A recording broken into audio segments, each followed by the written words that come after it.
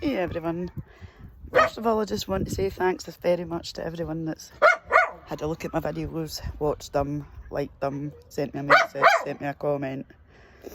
It's absolutely amazing getting all these views, and it's a really good feeling that I get inside every time I look at it and see the views just shooting up. Hence why I've made a YouTube channel. So if you want to watch more, or you want to see my posts, or you want to have a look at the music that I've got that I use myself, feel free to pop over to my YouTube channel anytime. Today I love these weird days. I love the magic that's in days when you're in your safe place, when you're in the green zone, when you're in a good place and you feel good. Today I got a sign that I'm doing the right thing, doing these videos and kind of doing what I'm doing. I'd picked up magazines from a friend's house, haven't read a magazine in years, opened one up and the first page I seen was how to overcome trauma, hence this video. So how do we overcome trauma? I am one of these people that have lived with constant trauma from childhood. So for me, trauma is growing up in an abusive home, not getting validated, doing your own thing in your teens, to kind of, what was it they called it? It was masking what was happening in the home. It was kind of like your way of coping with it type thing, your coping mechanisms. Yeah, so it's like risky behaviours, lashing out, just different things, using alcohol, using drugs at a young age. You know, lots of these things are a body's nervous system response to trauma.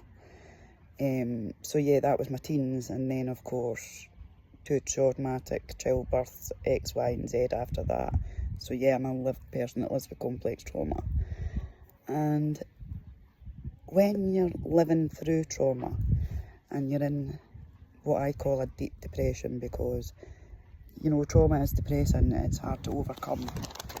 When we're going through a trauma, it might feel as if our problems are surmisable. You know, we feel like we're making mountains out of moles, or moles out of mountains, whatever the saying's supposed to be. Do you know what I mean? We just feel as if life is just too much. You know, you might want to stay in your bed all day, you might not want to shower, you might not want to eat, you might not want to drink, you might not want to go out. You know, but at the same time, trauma shouldn't stop us in our tracks, because we always need to push forward. You know, every day is a new day. Every sun that sets is the end of a day. Every sun that rises is the start of a new day. But it is hard when you're in that mindset to see the good in a day, to see a glimmer, as I call them. So yeah, I wanted to talk about things to do when you're in that place. One thing I found was practicing gratitude and journaling. Were really, really good for me. One gratitude prompt you could have for journaling could be, what glimmers did you see this week? Or what glimmers did you see today? Because sometimes just taking that one step forward in a day is enough to zap all the energy out of you, you know, because it does take a lot to build yourself back up, to come out of depression yourself, to find ways to heal and to help yourself, because quite a lot of times when you're in that deep depression, you don't want to help yourself. You don't feel like there's a way out. You don't feel like there's an ending to what you're going through. You don't feel like you even want an ending to what you're going through, because you feel the suffering's enough. And going through trauma, you know, it's a good sign that you don't know what each day is going to bring. Because if you're anything like me, one day you can just get a spanner thrown in the works. You could be having a good day and then all of a sudden, boom, a bomb gets exploded in the middle of you. And you're just like, what the fuck? So yeah, practice gratitude, because every day's a new day. But it also brings a new perspective on the day. You know, trauma can remind you to enjoy each day as it comes, and personal growth always comes from a result of overcoming all these challenging times we have, all these bombs that get thrown in the way. So reuse that experience to kind of think about who you are, what you want, you know, how do you want it to be remembered? Because we're all in this life for one life. We all enter it, we all leave it the same way. So what do you want to do with your life? What do you want to be remembered by? I've faced a lot of death, so I've been one that's always asked myself, you know, what's my eulogy going to be type thing. And our goal is always to reach the place where you can accept life as it is. You know, because sometimes we can't accept life as it is. Because life can be absolutely fucking crap. I'm not going to lie. It can be fucking crap. And how do you get over it? How do you find, you know, I found it really hard to just try and get through every day. So when we're experiencing something that affects us deeply, we always have a response to what happened. You know, it's normal to experience anxiety, nightmares, sadness, anger, physical symptoms that go with these, you know, heartburn, feeling sick all the time, nausea, headaches, burnt out, drained. I could go through a list of them. You'll know yourself how you feel. And these are all signs that we're not coping. You know, we have to go through these feelings in order to process what's happened. And accepting what is type thing is a big thing. So when we experience trauma, we're pushed to limits. You know, we're more likely to overreact. Small things can go wrong, but they have a big impact for us. Sometimes your reactions can seem out of proportion. That's also a signal you're not coping. You know, if you're feeling like maybe you're having a conversation with somebody and all of a sudden you're bursting into tears, or you get a text from someone and you take it the wrong way, so you end up, you know, things like that. So what do you do when you're in the mindsets? How do you cope? How do you bring yourself back out? And quite a lot of us tend to overthink things. You know, I'm an overthinker. I go through all different scenarios till I get to the right one. And yeah, letting go is a big thing, but it's also a hard thing. But writing things down is great, believe it or not. I was one. I can't say I've never done it, because when I looked back and reflected, I've always done it, if you get what I mean. So I've always wrote a diary in times of trauma, but then when life got good, I stopped doing it. I've always wrote letters, and then when life got good, I stopped doing it. So I went back to all that again, writing letters, doing a journal, having a diary, because you can write things down, but you don't have to send them. You know, you can burn them, you can do what you want with them, but it's a way to get things out, especially if you're finding things hard to speak. You know, I was finding quite a lot of the times I was getting triggered by messages and I was reacting right away, and I was reacting badly. You know, apart from the fact when you're talking to a narcissist, you can't argue with them, it's pointless. I've only just learnt that. Let it go, because there's no point, you're wasting your own breath. So yeah, it's about having to take a step back from instantly reacting, because your emotions are there. So if you feel you get a message or you're speaking to somebody and you can feel that gut in you that's saying, fuck right off, who the fuck do you think you are? Take a step back. You know, go to the toilet, take a deep breath, sit in the toilet, breathe in for 4, hold it for 2, and breathe out for 4. Honestly, it does make a big difference. And then when you're calm again, that's the time to react. That's the time to send a reply to your message. That's the time to say, right, now I'm ready to speak about this. If you're talking to a narcissist, there's no point, because they're not going to have any feelings on what you say, nothing. So you're in a pointless argument. Let it go. Walk away. Go outside.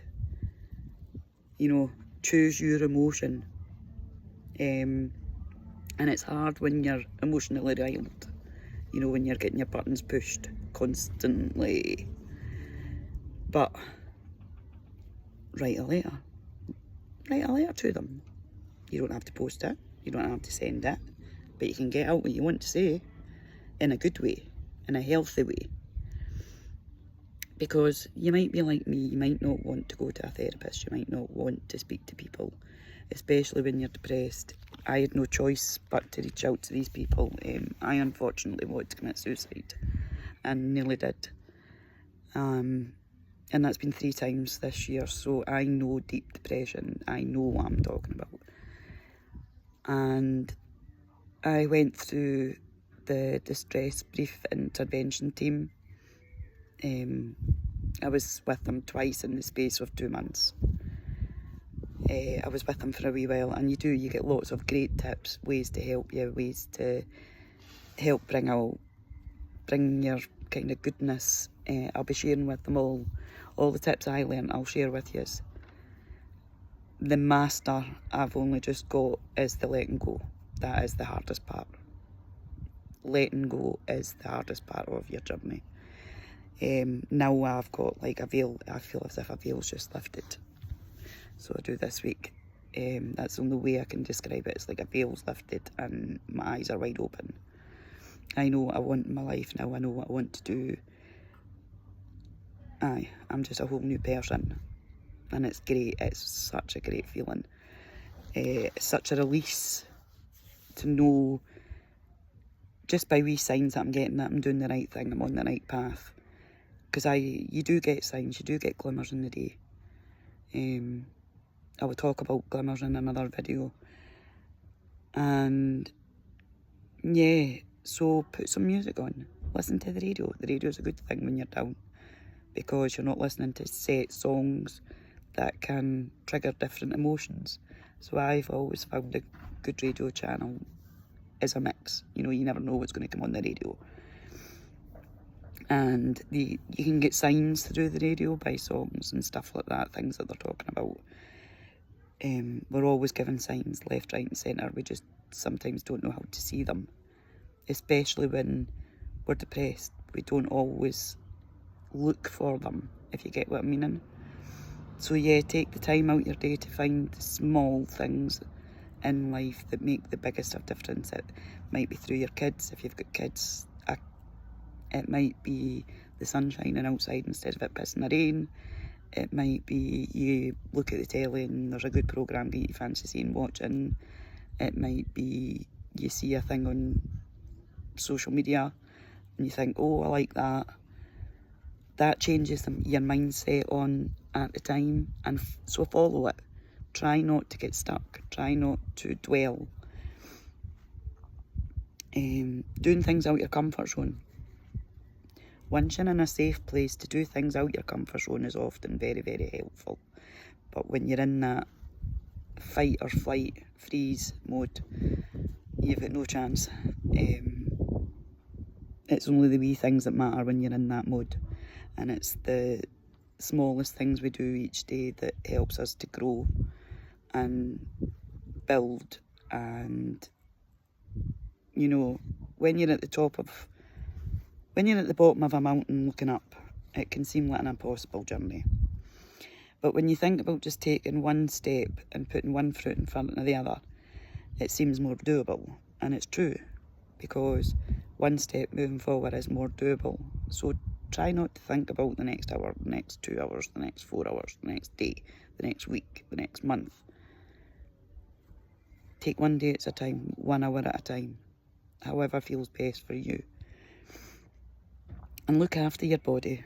I learnt that was a big thing, especially after the kidney cancer. I didn't drink enough fluids. I was a coffee drinker. I drank gallons of coffee. People would say to me, you need to drink 2 litres of water a day, and I'd say I drink that in coffee. Now I'm learning that you do need to put that water into your body. You know, it is important to keep hydrated. It is important to put food in your body. I was one that could go days without food. I wouldn't even feel hungry. You know, as long as I had my coffee, I was fine. So I'm learning now that even having a bowl of Rice Krispies at 4 o'clock in the morning is beneficial than having nothing. And then a tuna sandwich in the afternoon is better than having none. A bit of toast in the night time. Sometimes you might not feel like a big dinner if you're like me and have loads of stomach problems and hold your stress in your stomach. Eating is the last thing you want to do, but you need to do it. So small and often is what I advise in the times. You know, just tiny wee amounts is all you need. And it does make the biggest of difference, because when you're helping your body to feel calm, it calms your mind and it helps you to feel unstuck. So, you know, you're more motivated to go out, you're more motivated to do that walk. It can help you release all the stored up physical effects from stress and trauma. But the first step to doing all that is to process your pain. Feel it. Feel every single bit of pain going through your body, and then release it. And say, right, I'm releasing you now. I don't want you anymore. I'm going to take that step forward. I'm going to try and lift this darkness that's inside me. So yeah, that's what I wanted to say today. As I say, some might say I talk a load of shite, right? And there'll be a lot that will say that. However, I'm also one that's lived it. And I've had to do it myself. And I've found that there's a lot more people like me than I realised. You know, hence why I'm doing the videos now, because I want to help. You know, I want to be that person. I am confident enough to say, fuck yeah, I'm going to do a video, and if you don't like it, don't watch it. Simple. But if I help a person, even one, yay! I'm a happy chappy, because for me, helping others helps me. You know, if I can go out and help one person have a better day in their life, that's what I'll go and do. And it makes me feel better. It makes me feel as if I've got purpose in my life. All these wee things. So yeah, that's all I wanted to say. Thanks everyone that's watched. This one is a wee bit longer, but as I say, there is more to come. I will do videos and glimmers, and I'll do, if you pop over to my YouTube page and go into the posts bit, I'm putting a lot of stuff up there of things I'm going to do in upcoming videos, like subjects. So yeah, pop over there, have a look. If you want to watch the videos that come up, watch them. If you don't. My shorts are usually something like I've been out a walk and I'm dancing about, because that's what I do.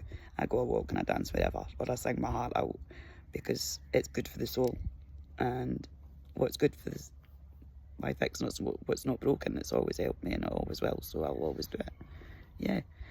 So feel free to pop over to my YouTube channel, give it a like, give it a comment, give it a subscribe, do what you want. This might be the last post and video I put on Facebook, who knows? I'll decide when I decide. I'm just going with the flow at the minute. So you might see this on Facebook and not have to go over to my YouTube channel. However, pop over. I'm building it, and that's what I want to do. I want to come off Facebook videos and go on to YouTube instead, and just post in one place instead of 10 million. But anyway, that's me for today. Love you all. Thank you.